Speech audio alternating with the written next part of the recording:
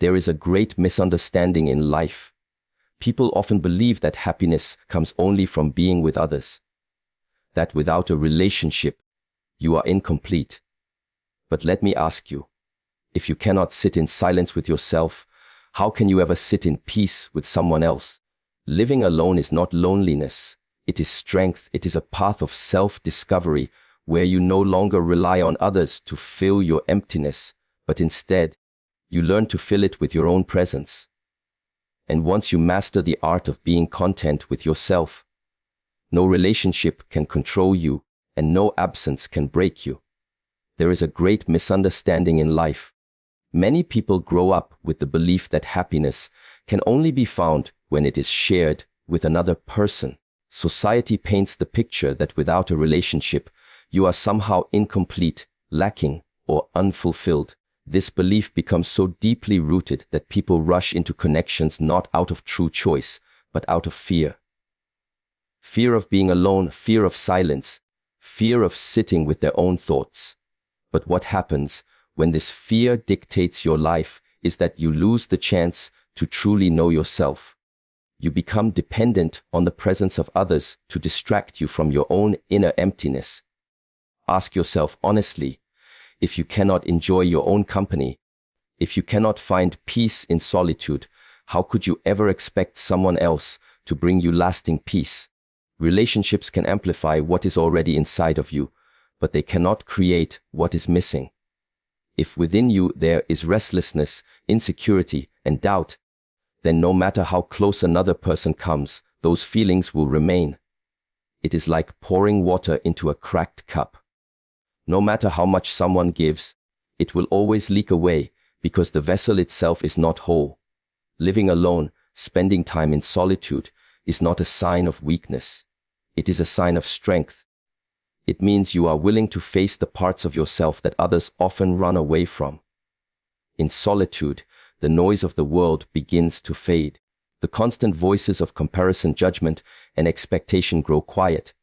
And what remains is you, only you. At first, this can be uncomfortable. Silence often feels heavy to the untrained mind because it reveals what has always been there but was never noticed. The thoughts you suppressed, the emotions you avoided, the questions you never dared to ask, they all come to the surface.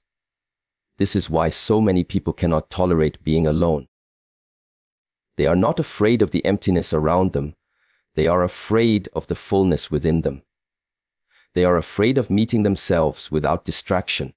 But if you are brave enough to stay, to sit in that silence and listen, you will begin to see that solitude is not empty at all. It is rich. It is alive. It is the very place where transformation happens. When you are alone, you learn to rely on your own presence. You stop seeking constant validation from others because you discover that the deepest validation comes from within. You stop expecting someone else to complete you because you realize that you were never incomplete. You stop fearing abandonment because you understand that you cannot abandon yourself. This is where the power of living alone surpasses any relationship. It teaches you freedom. Freedom from need, freedom from dependency, freedom from the illusion that love has to come from outside. And here lies the paradox once you have mastered the art of being alone. Relationships stop becoming a necessity and start becoming a choice. You no longer enter them because you need someone to hold you together. You enter them because you want to share your wholeness. You no longer cling to others to escape your loneliness. You walk beside them because you enjoy their presence, but you do not depend on it. This is the highest form of connection. When two complete beings meet, not to fill each other's voids, but to walk together out of abundance. But this abundance can only grow when you are willing to stand alone. Think of the mountain. It does not depend on the valley to give it strength.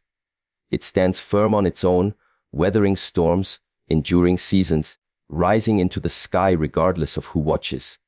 And yet, its presence is beautiful to those who see it.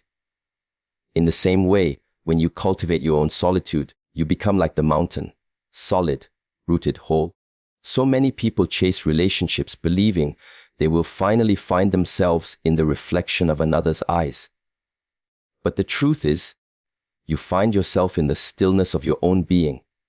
And from that stillness, you begin to shine in a way that no relationship can give and no separation can take away. Solitude is not loneliness. It is the training ground of strength. It is the foundation of self-mastery. It is the space where you learn to breathe, to see clearly, to live without masks. If you look closely at human behavior, you will notice something interesting. People are rarely afraid of others leaving them. What they are truly afraid of is being left alone with themselves. This fear creates an endless cycle where individuals attach to relationships not because they are deeply meaningful, but because they act as a shield against solitude. It is like clinging to a branch in a river, not because it is strong, but simply because you are terrified of floating alone in the current. Yet, when you begin to let go of this fear and embrace life in solitude, you will discover that what you thought was emptiness is in fact the birthplace of strength. There is a profound difference between being alone and feeling lonely. Loneliness comes when you resist being with yourself. It arises when you interpret solitude as a punishment rather than as a gift. Being alone, on the other hand, is a conscious acceptance. It is stepping into your own presence without needing to escape it. It is realizing that there is no better company than the one you cultivate within your own heart and mind. To live alone is not to be deprived. It is to be enriched because you finally meet the one person you have been running from all along, yourself. When you spend time by yourself, a new relationship begins to form. It is not with the world, not with society, not with another individual. It is with your inner being. This relationship is the foundation for every other connection in your life. Without it, you are always searching for someone else to define you. With it, you are no longer dependent on anyone to tell you who you are. You begin to understand your rhythms, your emotions, your strengths, and your weaknesses. You begin to see what truly matters to you, not what has been imposed on you by external voices. Many people misunderstand solitude because they have never practiced it with awareness. They imagine silence as an empty room. They imagine time alone as wasted moments. But the truth is that solitude, when embraced with awareness, is like a fertile soil. It gives space for seeds of wisdom to grow. When you are always surrounded by noise, you cannot hear the subtle voice of your own intuition. When you are constantly surrounded by people, you cannot notice the finer details of your own thoughts. Solitude is the teacher that reveals these hidden aspects. In this way, living alone becomes a form of training. It trains the mind to remain steady without constant stimulation. It trains the heart to be calm without constant reassurance. It trains the spirit to feel full without needing external validation. And as this training deepens, something powerful begins to happen. You stop fearing the absence of others. You stop clinging to relationships out of desperation. You stop mistaking attachment for love. Think of a candle. When the flame is weak, even the smallest wind can blow it out. But when the flame grows strong, it can withstand storms. In the same way, solitude strengthens your inner flame. When you nurture it, you no longer depend on fragile sources of light outside of you. Instead, you carry your own fire, and with it, you illuminate your own path. This is why living alone, even for a period of time, can surpass the value of any unsteady relationship. It teaches you resilience. It teaches you clarity. It teaches you that fulfillment is not something another person gives to you. It is something you uncover within yourself. From this perspective, solitude is not the absence of connection, but the preparation for real connection. If you enter a relationship without knowing who you are, you will constantly bend yourself to please others, hoping to be accepted. But when you enter a relationship from the strength of solitude, you no longer compromise your truth. You are able to share without losing yourself, to give without draining yourself, to love without clinging. This transformation is only possible when you first learn to walk alone. Look at nature, and you will see this truth reflected everywhere. The tree grows deep roots before it stretches its branches wide. The river gathers strength in the mountains before it merges with the ocean. The bird learns to fly alone before it joins the flock. Solitude is not against connection. It is the preparation for a deeper, truer connection. And so, when you live alone, you begin to taste a rare kind of freedom. Freedom from dependency, freedom from the need for constant approval, freedom from the illusion that you are incomplete without another. You begin to enjoy your own silence. You begin to trust your own decisions. You begin to feel at home within yourself. And when you feel at home within yourself, the world can no longer make you homeless. When you begin to live alone, something very subtle and powerful starts to change within you. At first, you may notice the silence around you, but soon that silence begins to turn inward. You notice that your mind has been restless for many years, running from thought to thought, chasing after future worries or past regrets. In the company of others, this restlessness often remains hidden because you are distracted by conversations, by interactions, by the constant movement of social life. But when you are by yourself, there is nothing left to hide behind. You are confronted with the raw activity of your own mind. And this confrontation, though uncomfortable in the beginning, is the doorway to transformation. It is in solitude that you learn the discipline of your own thoughts.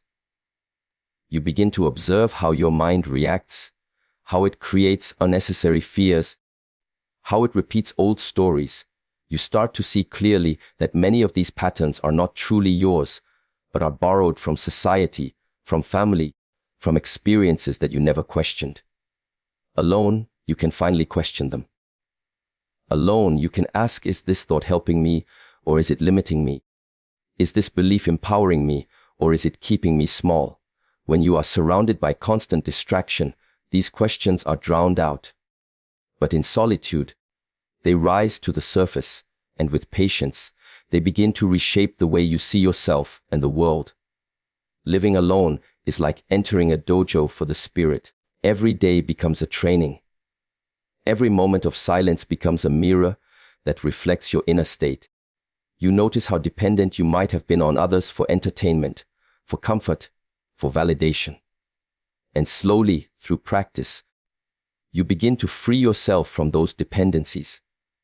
You discover that you do not need constant entertainment when you can create joy within. You discover that you do not need constant comfort when you can cultivate resilience. You discover that you do not need constant validation when you learn to recognize your own worth. When you embrace this training, a new form of strength emerges. It is not the strength of muscles or physical endurance, but the strength of inner stability. You become less shaken by the opinions of others because you no longer build your foundation on them. You become less disturbed by the absence of company because you no longer confuse company with connection. You become less fearful of the unknown because you have already walked through the unknown landscape of your own mind. This is the strength that solitude gives. It is quiet but unshakable. It is invisible but undeniable. Think of water.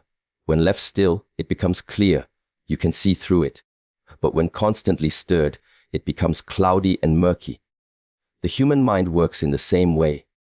When you are always surrounded by people, by noise, by endless activity, the water of your mind is constantly stirred. You cannot see deeply into it. But in solitude, when everything settles, clarity emerges. You begin to understand yourself at levels you never thought possible. You begin to notice patterns of energy, patterns of thought, patterns of emotion. And with this clarity, you gain the ability to change them. You cannot change what you cannot see. Solitude gives you the vision to see. This clarity also brings with it a new kind of peace. Not the peace that comes when everything outside is perfect, but the peace that comes from knowing you can remain calm even when things outside are chaotic. This peace does not depend on someone staying by your side. It does not depend on the world agreeing with your choices. It does not depend on external circumstances. It is born from the inner training of solitude. Once you taste this peace, you begin to understand why living alone can be more fulfilling than living in an unsteady relationship. Relationships can bring moments of happiness, but if they are based on neediness, they can also bring endless conflict. Solitude, when embraced, offers a kind of joy that does not fluctuate with the moods of others. And this joy is not a loud joy. It is not the type that demands attention or applause. It is subtle, like a soft flame that burns quietly but steadily. It fills you with a sense of contentment, a sense of being enough. And from this state, even if you choose to enter a relationship later, it is no longer from emptiness. It is from abundance. You are not seeking someone to complete you, but to walk alongside you. You are not demanding from them what you cannot give yourself, but simply sharing the overflow of what you already carry. The strength that grows in solitude cannot be imitated. It cannot be borrowed. It cannot be taken from another. It must be cultivated through direct experience. It is a strength that does not shout, but it is a strength that endures. It is the kind of strength that makes you feel whole even when you are standing by yourself. When you begin to embrace solitude as a companion rather than an enemy, something else becomes very clear to you. The quality of your life is not determined by how many people surround you, but by the depth of your connection with yourself.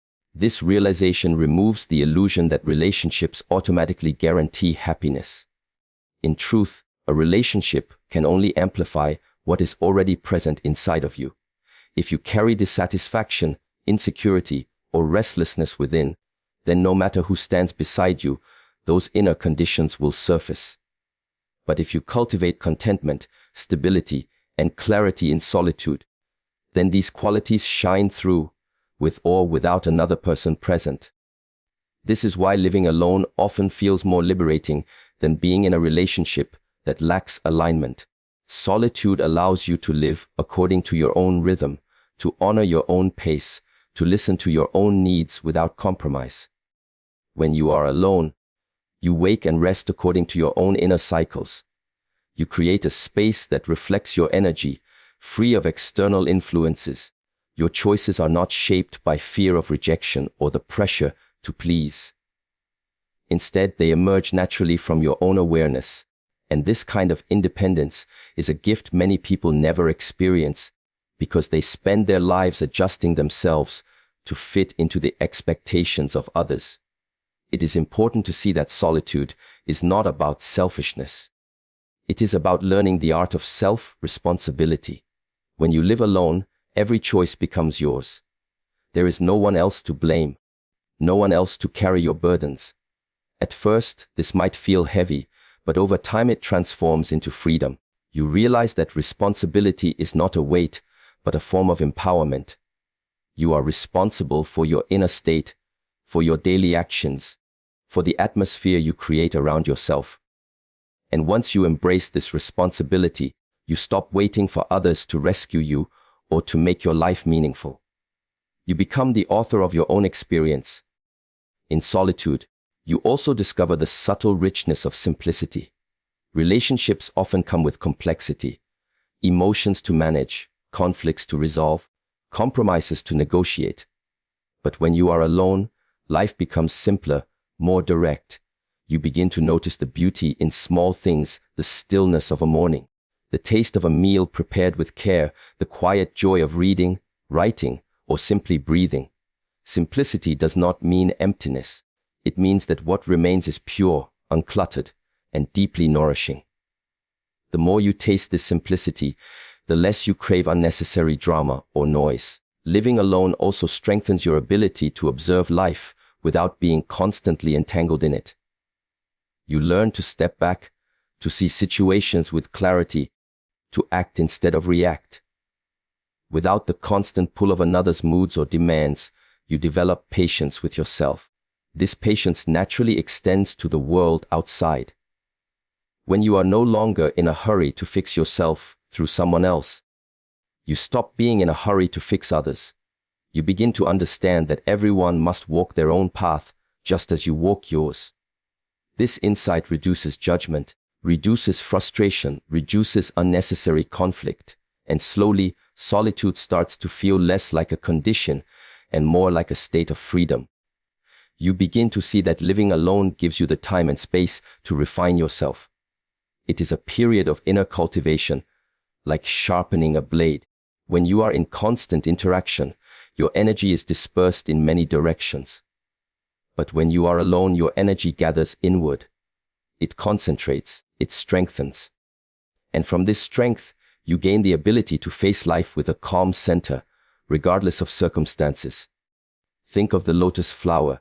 It grows in muddy water, yet its petals remain untouched by the mud. Solitude functions in a similar way. By turning inward, you rise above the chaos and distractions of the world. You remain in it, but not stained by it. Your mind becomes clearer, your heart becomes lighter. Your spirit becomes more steady. And when others encounter you, they feel this steadiness. They may not be able to explain it, but they sense it. It is the quiet presence of someone who has spent time alone and has discovered peace within themselves. This kind of presence is rare, and it cannot be imitated. It comes only through the courage of embracing solitude. Relationships may come and go, but the relationship with yourself is constant. If you do not nurture it, you remain dependent, always seeking something outside to fill the void inside. But when you nurture it through solitude, you discover that the void was never truly empty. It was simply waiting for your attention. So in the end, the question is not whether living alone is better than being in a relationship. The real question is, can you be complete within yourself before you share yourself with another? If solitude feels heavy, it is only because it is asking you to meet yourself fully. If solitude feels empty, it is only because you have not yet discovered the fullness hidden within it. Living alone is not an escape from others, it is a return to yourself. It is the training ground where you cultivate strength, clarity, and peace. It is the space where you learn to breathe without dependence, to stand without support, to shine without permission. And from this place of inner freedom, every relationship you choose will no longer be out of need, but out of abundance. If you can walk alone and feel whole, then no relationship can imprison you and no separation can break you. Because the one relationship that endures beyond all others, the relationship with yourself, has already been mastered.